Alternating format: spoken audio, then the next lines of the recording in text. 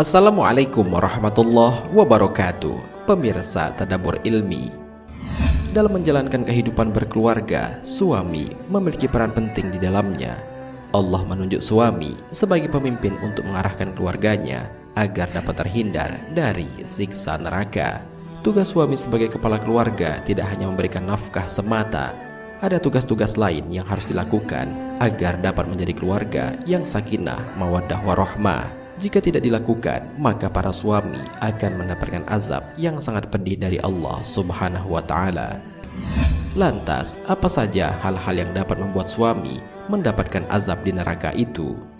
Mau tahu jawabannya? Simak ulasannya dengan menonton video ini hingga akhir. Sebelum lanjut, bagi kalian yang belum subscribe, silahkan untuk menekan tombol subscribe terlebih dahulu. Aktifkan lonceng notifikasinya. Bagikan video ini kepada teman-teman kalian agar semakin banyak orang yang mendapatkan manfaat dari channel ini.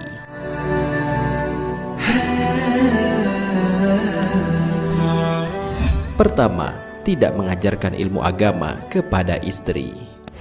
Para suami yang giat dalam bekerja, tidak pelit memberikan uang belanja dan memenuhi berbagai kebutuhan istri mungkin sudah banyak. Namun berapa banyakkah suami yang mengajarkan ilmu agama kepada istri dan anak-anaknya? Padahal mengajarkan ilmu agama kepada istri dan anak-anaknya sudah menjadi kewajiban bagi para suami agar keluarga yang ia bina tidak terjerumus ke dalam api neraka. Hal ini sebagaimana Allah Subhanahu wa Ta'ala berfirman, "Hai orang-orang yang beriman, peliharalah dirimu dan keluargamu dari api neraka yang bahan bakarnya adalah manusia dan batu. Penjaganya malaikat-malaikat yang kasar, keras dan tidak mendurhakai Allah terhadap apa yang diperintahkannya kepada mereka dan selalu mengerjakan apa yang diperintahkan." Al-Quran Surat At-Tahrim ayat 6.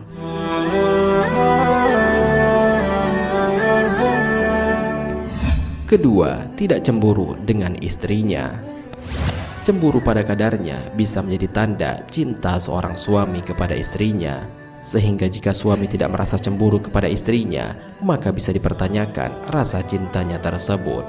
Jika istrinya jalan keluar rumah tanpa seizin suami, tidak menutup auratnya sehingga dapat dinikmati oleh semua orang, akan tetapi suaminya tidak merasa cemburu, maka suami itu tidak akan masuk ke dalam surga. Dalam arti lain, akan disiksa di dalam neraka. Hal ini sebagaimana dijelaskan dalam sebuah hadis. Dari Salim bin Abdullah bin Umar berkata, Abdullah bin Umar radhiyallahu anhu bercerita kepadaku bahwa Rasulullah shallallahu alaihi wasallam bersabda, 3 orang yang Allah haramkan surga untuk mereka: pecandu khamr atau minuman keras, anak yang durhaka, dan dayus, orang yang membenarkan keburukan di keluarganya. Hadis riwayat Ahmad. Imam Ibnul Manzur berkata, dayus adalah orang yang tidak cemburu kepada keluarganya atau kepada istrinya.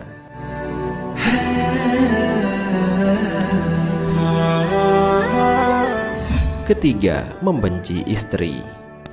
Istri adalah partner hidup seorang suami. Dengannya, suami akan mengarungi perjalanan hidup yang panjang.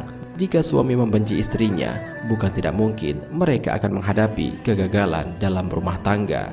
Rasulullah Shallallahu Alaihi Wasallam mengingatkan kepada suami untuk tidak membenci istrinya, apalagi jika istrinya adalah seorang yang beriman. Hal ini sebagaimana dijelaskan dalam sebuah hadis. Janganlah seorang suami yang beriman membenci istrinya yang beriman. Jika tidak menyukai satu akhlak darinya, dia pasti meridhoi akhlak lain darinya. Hadis riwayat Muslim. Dari Muawiyah Al-Qusrairi, dia berkata, saya pernah datang kepada Rasulullah Shallallahu Alaihi Wasallam. Ia berkata lagi, saya lalu bertanya, ya Rasulullah, apa saja yang engkau perintahkan untuk kami perbuat terhadap istri-istri kami? Beliau bersabda, janganlah kalian memukul dan janganlah kalian menjelek-jelekkan mereka. Hadis riwayat Abu Dawud.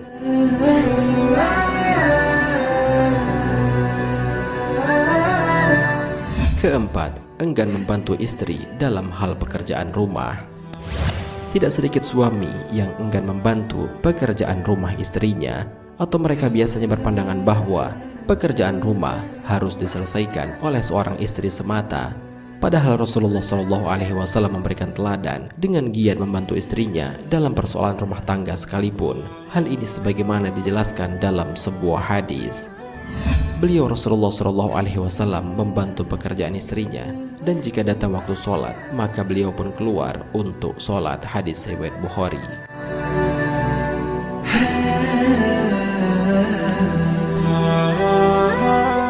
Kelima, menyebarkan aib istri, terutama tentang hubungan jima.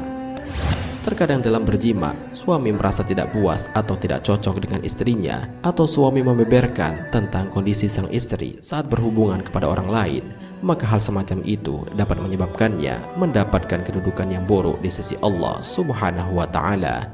Hal ini sebagaimana dijelaskan dalam sebuah hadis.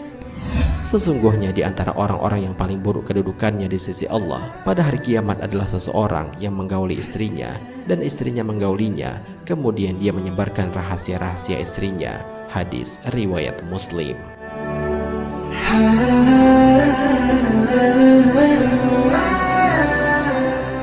Keenam, ringan tangan kepada istri. Ringan tangan yang dimaksud adalah mudah memukul atau menyakiti fisik seorang istri. Suami yang sering melakukan hal seperti ini akan dibenci oleh Allah Subhanahu wa Ta'ala. Dari Muawiyah Al-Qusrairi, ia berkata, "Saya pernah datang kepada Rasulullah SAW. Ia berkata lagi, saya lalu bertanya, 'Ya Rasulullah, apa saja yang engkau perintahkan untuk kami berbuat terhadap istri-istri kami?' Beliau bersabda, 'Janganlah kalian memukul dan janganlah kalian menjelek-jelekkan.' Hadis riwayat Abu Dawud. Dalam riwayat lainnya dijelaskan, hendaklah engkau memberinya makan jika engkau makan, memberinya pakaian jika engkau berpakaian, tidak memukul wajah dan tidak menjelek-jelekkannya. Hadis riwayat Ibnu Majah.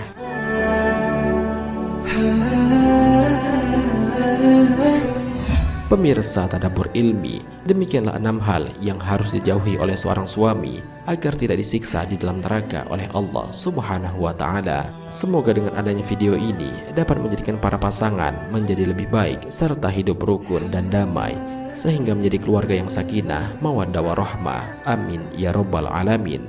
Wallahu a'lam bishawab. Jika terdapat kesalahan dalam penyampaian ini, admin mohon maaf, dan itu merupakan kesalahan dari admin sendiri. Jika ada benarnya, itu adalah dari Allah Subhanahu wa Ta'ala. Semoga bermanfaat. Wassalamualaikum warahmatullahi wabarakatuh.